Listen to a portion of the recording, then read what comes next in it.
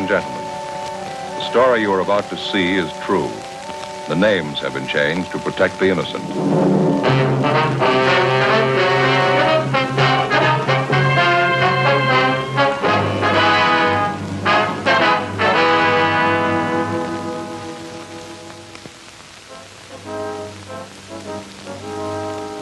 It was Tuesday, December 14th. We were working the day watch out of Bunko Division. My partner's Frank Smith. The boss is Captain Steve.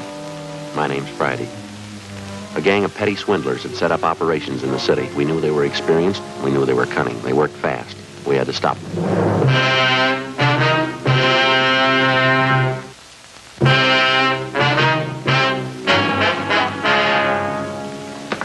Joe? Yeah. It's Miss Bergstrom. You spoke to her on the phone last night? Oh, yeah, sure. It's my partner, Sergeant Friday, miss. How do you do? Glad to know you. These are the things you told me about, are they? Yes, here they are. Sure make them look nice, don't they? Yeah. Let me take the back off the watch for you. You can see for yourself, Sergeant. It's just junk. Nothing inside. Doesn't look like it's worth 15 cents. He charged me $48 for that watch. He said it was wholesale. He wasn't making any profit on it. He told me he was doing it because he'd known Harry so well. Nothing inside. Just an empty case. Well, how about the pen and pencil set, miss? Just as bad. The pen's just a shell. Won't even write. Same with the pencil. I paid him $30 for them. Mm-hmm. This engraving on the pen with love from Harry? That's Harry, the boy I was engaged to. That's how the man got me interested to start with. He came to my house and gave them to me. The watch and the pen and pencil. He said Harry had ordered them as presents for me. I see. I just had to cry when he brought them. Poor Harry. When did this man come to your home, Miss Bergstrom? Yesterday morning. I guess I should have been more careful, but I didn't think anybody would do a thing like that. What kind of a story did he give you? Well, he came to the door and told me his name was Spencer. He said Harry had ordered these things as presents for me, and that Harry had told him to deliver them to my house. The watch looked beautiful in the case. I didn't know anything was wrong. I see. Would you go on, please? He told me it was a special order. He said Harry had written him from overseas the week before. Well, he said he hoped the engraving was all right. The way Harry wrote, he wanted it in his letter. I just couldn't take it. I cried. This man, he pretended to be a close friend of Harry's, huh? Yes, that's why I showed him the letter. The one Harry's folks got from the government about him being killed overseas. When did you receive that letter, Miss Bergstrom? 2 days before, on Saturday. Harry's name was in the obituaries on Monday. Mm-hmm. What'd the man do when you showed him the letter? He sympathized with me, or he pretended to. I didn't think there was any trick. I didn't know anybody was that low. The pen and pencil set looked a little cheap, but I wanted to keep them no matter how cheap they were. Harry's last present to me. That's what I thought. How'd he bring up the idea of money, miss? Well, when he was ready to leave, he told me that Harry had ordered the things on credit. He said he didn't want to mention it, but he wondered how he could get payment for the watch and the pen and pencil. He didn't show you a bill, did he? An invoice listing the price of the watch or the engraving that was done? No, and I didn't want him bothering Harry's mother and father at a time like this. So I borrowed some money from my dad and paid him. $48 for the watch, $30 for the pen and pencil set. Could you describe the man for us, Miss Bergstrom? What he looked like, clothes he was wearing? It's right here on this slip of paper. It's all written out for you. Thank you. It's a terrible thing, coming right at the time of Harry's death. Well, you're not alone, if that's any consolation. An Army widow out in Hollywood was cheated on the same kind of deal last Friday. It's so cruel. Using a dead person's name to cheat you. Yes, ma'am. How could anyone get lower than that? They keep trying.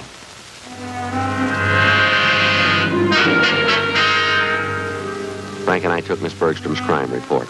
The phony watch and pen and pencil set were booked as evidence. In the past 2 weeks, we'd received half a dozen identical complaints from relatives or friends of lately deceased persons. The swindler, or con man as he likes to be called in his trade, gets the names of lately deceased persons from the obituary column or the military casualty list in the daily newspapers. He then fixes up some cheap article of merchandise with appropriate engraving and calls on the friends and relatives of the deceased. He pretends to know nothing about the death of the person who he claims placed the order for the merchandise. In almost every case, the friend or relative agrees to pay for the articles at some exorbitant price. For the con man, it's a lucrative racket. For the public, a vicious one. Wednesday, December 15th, Frank and I looked up one of our informants, a former con man by the name of Judd Scanlon. What do you think of it, fellas? Been in business 2 months now, doing fine. What do you think of it? Looks great, Judd. Nice setup. Finest baby laundry in South Los Angeles. That's what I advertise. Don't think it's too broad, do you? We'd like to know how close you got your ear to the ground, Judd. There's a gang of bunks in town. They're working hard. What pitch they using? They're working the obituary columns, casualty lists. Thought you might be able to help us. That's one thing they can never tab me for. Obituary racket. Lousiest racket there is. Can you do anything for us? Heard one little rumble about it. 4 or 5 boys in the con mob, that right? We know that, Judd. Where can we look for him? Well, as I say, when I quit the game, I quit. Oh, maybe I could take a few soundings for you. Can't promise you anything. I'm strictly on the up and up now. Okay, Judd. You know where to get in touch with us. We'd appreciate anything you can do. You've helped me plenty of time, fellas. Wouldn't hurt a bit to tab that bunch. Yeah, look at this. You ever seen anything so cute in your life? Real cute, huh? That's all right. Say, Judd, could I use your phone a minute? Oh, sure. Thank you. Might as well check the office while we're here.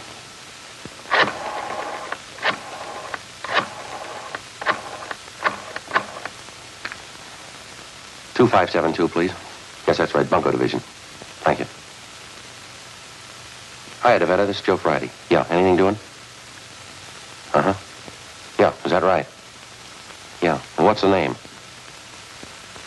Uh-huh. I see. Yeah, you bet, John. Right. Yeah, we'll check it. Right. Thanks a lot. Bye.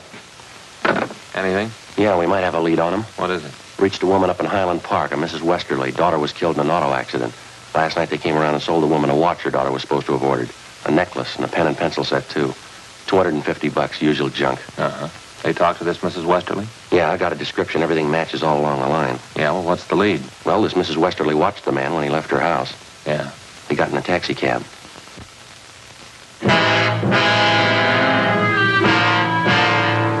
10:30 a.m. While Sergeants Bryant and Ullery got out a broadcast on the suspect, Frank and I drove to the offices of the taxi cab company where we contacted the special agent.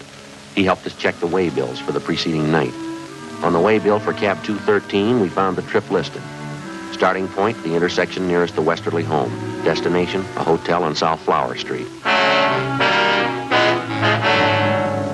We went to the hotel and interviewed the desk clerk. From the description we gave him, he identified the man as Fred G. Norris from Minneapolis. At least that's the way he'd signed the hotel register. The clerk told us that Norris wasn't in. We had him show us his room. In his suitcases, we found quantities of dime store costume jewelry, monogrammed, 24 cheap wristwatches and wallets and handbags done in poor quality imitation leather. Also a portable engraving set. The clerk told us Norris was expected back shortly.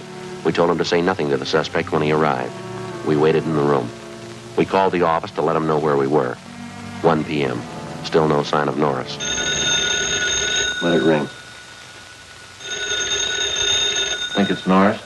Could be. Call him to see if the room's clear. Yeah. Persistent, huh? No. Guess they gave up. I'll check to see who it was.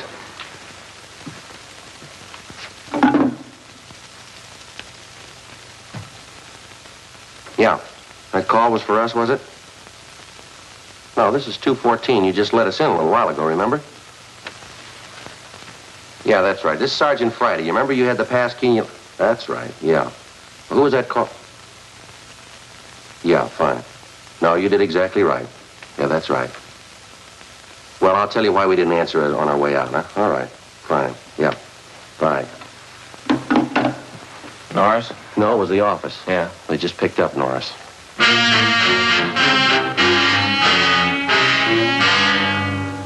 2 p.m. We called the office and arranged for a stakeout at the hotel in case any of Norris's pals attempted to contact him. Then we drove back to the office. They told us Norris had been recognized from his description and picked up by Unit 1R7 on the way back to his hotel shortly before noon. Frank and I joined Sergeants Ullery and Bryant in the squad room where they'd been questioning the suspect. He looked about 40 years old, white male American, about 5 foot 8 inches tall, 160 pounds. He would admit nothing. You're wasting our time and your own, Norris. Face it. You were playing a rough game and you lost. Now, how about it? You're going to feel pretty silly when you find out you got the wrong guy. We got witnesses and evidence that say you're the right guy. You've got no evidence on me. I'm clean. Who do you work for, Fred? Company in the East. You wouldn't know them. You must have a business card, some kind of identification from the company. Well, I haven't. They don't give us any. You expect us to swallow that? I don't expect you to swallow anything. You can do what you want about investigating me. You haven't a thing to hold me on. Why not just stick me up and let's get it over with? Now, let's stop kidding, Fred. You've been in the con game so long you can't talk straight even when you want to. I got 2 suitcases of goods in my hotel room. If you think you can make me on that, you can go ahead. We got more than that, Norris. We got the people you swindled. They'll tab you. How about it? You want to do it the hard way? Joe? There's no use wasting any more time with them. You got that list of victims? Yeah. The ones with the check marks are the ones that tabbed Norris. Thanks.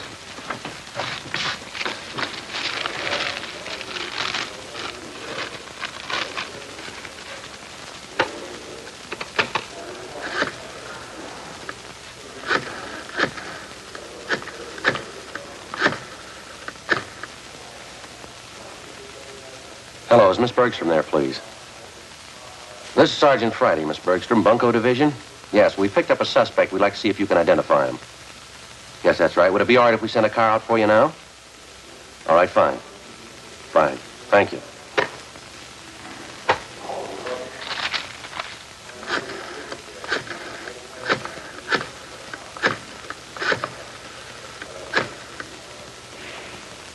Mrs. Westerly?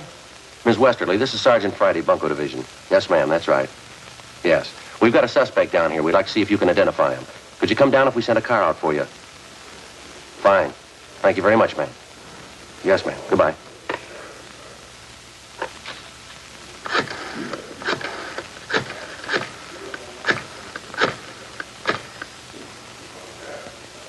Mr. Hanson? No, that's all right. I'll hang on. This is the Los Angeles Police I Department. can't sit here all day. Quiet, he's on the phone. Hello, Mr. Hanson? Well, this is Sergeant Friday, Bunko Division. Yes, sir, that's right. Police Department? How are you, sir? Fine, thank you. Say, Mr. Hanson, we have a suspect in custody down here. No, I say we have a suspect in custody down here. Wondering if you could come down to identify him. Yes, that's right. Yeah, that watch deal. Yes, sir.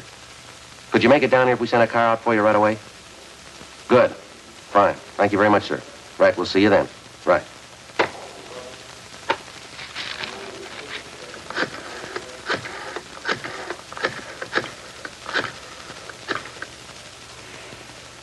Hello. Hello, is Miss Cronin there, please? This is Sergeant Friday calling, Miss Cronin. Bunko Division? That's right, Los Angeles Police Department. Sorry to disturb you, but we have a suspect in custody down here. Yeah. Hey, Sergeant. Yes, ma'am, that's right. Sergeant? Would you hold on a minute, please? You can put down the phone. Yeah. You got me.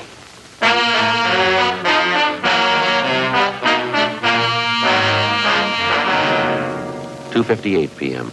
We informed the victims that the special show-up had been canceled. Then we called in the stenographer and had her take Fred Norris's statement. In addition to listing the crimes he committed, he also told us there were 6 men in the Bunko gang besides himself. He gave us the names and descriptions of each one of them. He stated that they'd been operating in Los Angeles for the past 4 months. Norris said none of them had ever met the leader of the Bunko gang. The only contact they had with the leader was through one of the older gang members, a man by the name of Wesley Fisher. Before Norris was taken to the main jail for booking, he gave us the address of the apartment where he had been living with the other gang members. Norris's information on the suspects was checked through R&I. We got one make, Wesley Fisher. He had one prior arrest 2 years before on a grand theft charge, but had been released for lack of evidence. 3:15 p.m. Together with Sergeants Ullery and Bryant and 2 men from Metro Squad, we drove out to the address given us by Fred Norris. It was a large apartment development in the Hollywood area. Oh, Bryant and Ullery ought to be around back by now. Yeah, they've had plenty of time.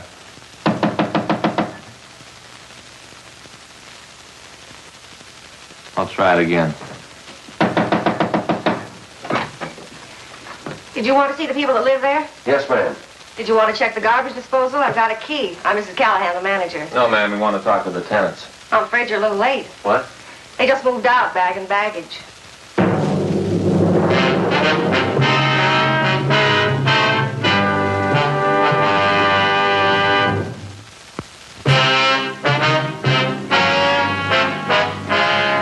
Wednesday, December 15th, 4 p.m.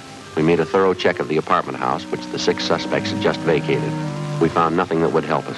We talked to the manager of the building where the suspects had been living. She told us that they had rented the place furnished about 3 months before. She identified Wesley Fisher's mugshot, but she told us that he had used the name of Charles Wilder.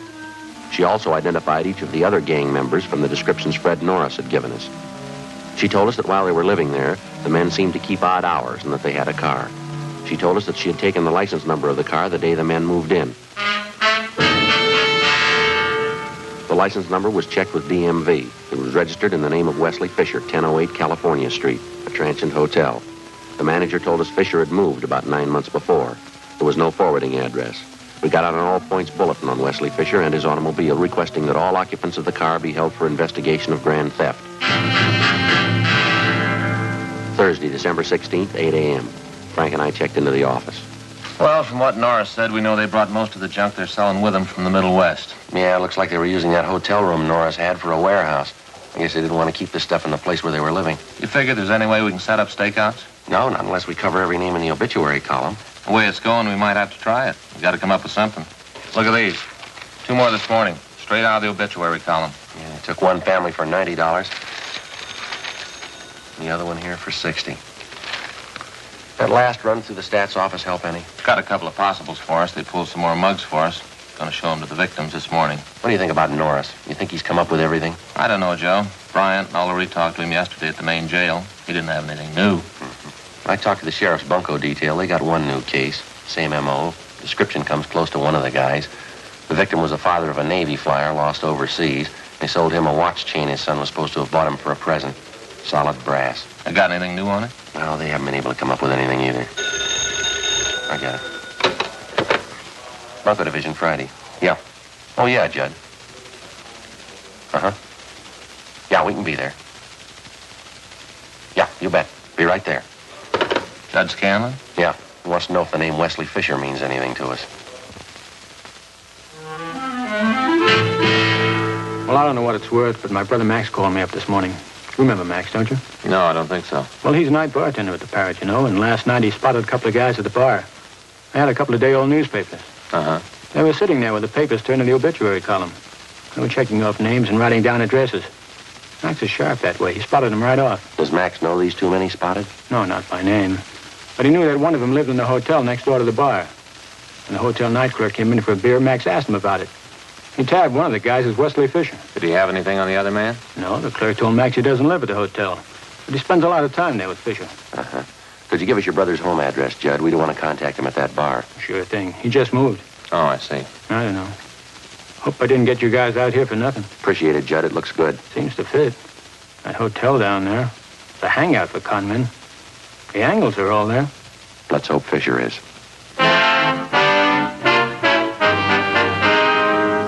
8:53 a.m. We arrived at the hotel on South Main Street. We checked with the desk clerk who told us that Wesley Fisher had room 37. As far as he knew, Fisher was in his room. We got a pass key from the clerk, went up to room 37 where we found Fisher and another man. He identified himself as Raymond Wilson, one of the gang members identified by Fred Norris. We also found a small supply of cheap watches and pen and pencil sets. We found Fisher's car. It was impounded. We took both suspects back to the city hall.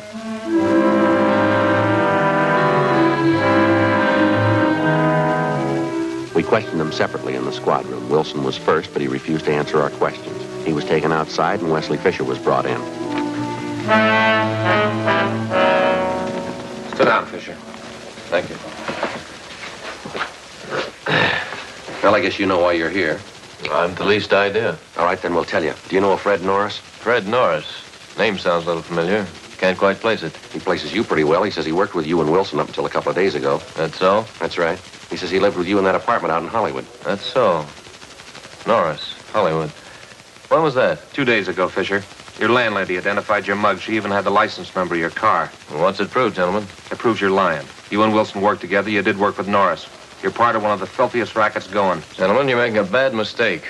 No, there's no mistake, Fisher. Your picture's been identified by at least a half a dozen victims. Now, you can go on playing coy all you want, but we can prove that the pen and pencil sets you sold some of the victims are identical with the ones we found in your car and the ones we got in your room. I haven't any idea what you're talking about. Believe me, that's the truth. You wouldn't know the truth if it followed you, mister. Now, you look. Maybe you're great at conning old men and young girls, but don't try to pass any of it here. Now, just a minute, please. No, you listen, you two-bit thief. I couldn't begin to tell you off for the rotten things you've been pulling off in this town for the past 3 months. That young girl who lost her boyfriend overseas, that widow out in Hollywood, the old man in Highland Park whose wife passed away. You must have felt real sharp cheating them out of a few bucks. Maybe you don't remember, but we do and they do, and you're going to pay for them, mister. You're going to pay good. Are you all through? I'm through, Fisher. You're just beginning. I have nothing further to say, gentlemen. You can talk to my lawyer. Yeah, we'll give him your new address. Yes? Main jail.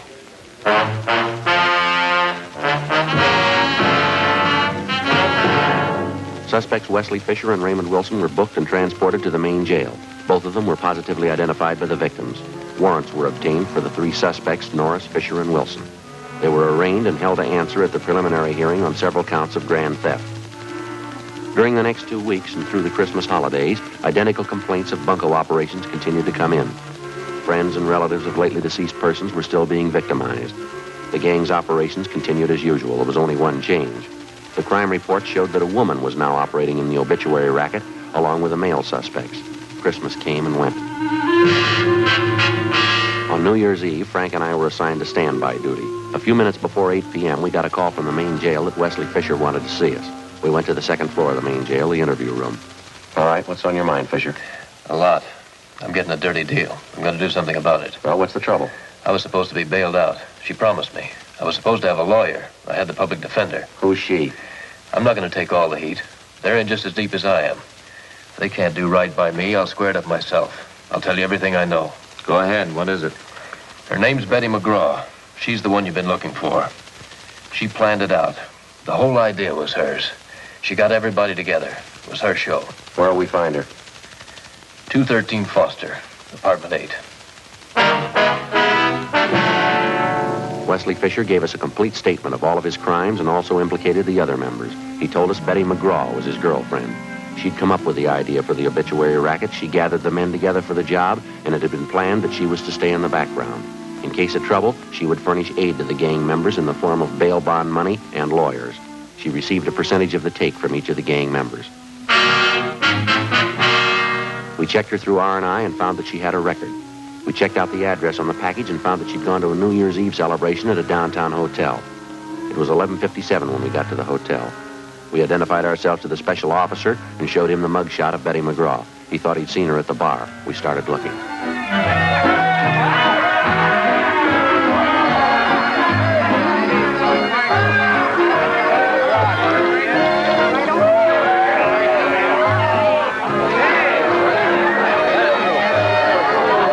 Get through here.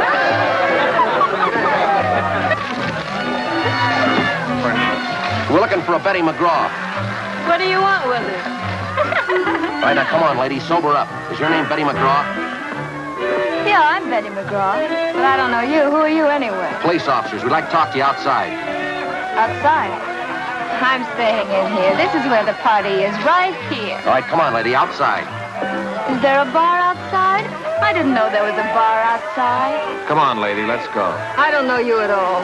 I'm not going. I'm not going with you. This is New Year's Eve. Don't you know that? New Year's Eve, and it's almost 12 o'clock.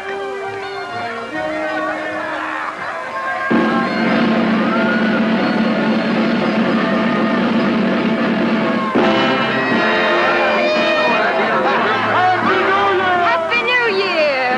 Happy New Year!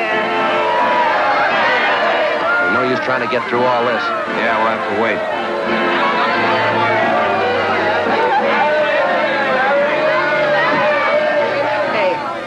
Yeah? What's the matter? I don't know why, but I always cry on New Year's Eve. No reason. I just cry. Yeah? Every year. New Year's Eve, midnight comes, I cry. Got no reason for it. Is that right? I cry. I just cry. Never did have any reason for it. You're gonna have one this year, lady.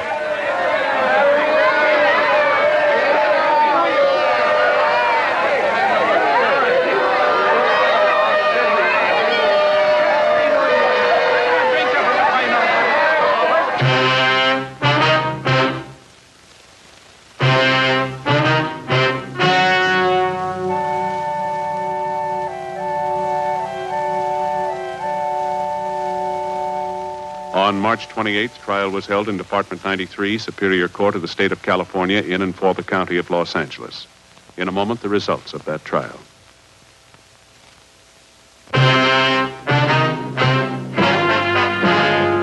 The suspect was tried and convicted on 14 counts of grand theft. The remaining members of the bunco gang were apprehended, tried, and convicted on the same charges and received like sentences. Grand theft is punishable by imprisonment in the state penitentiary for not less than 1 nor more than 10 years.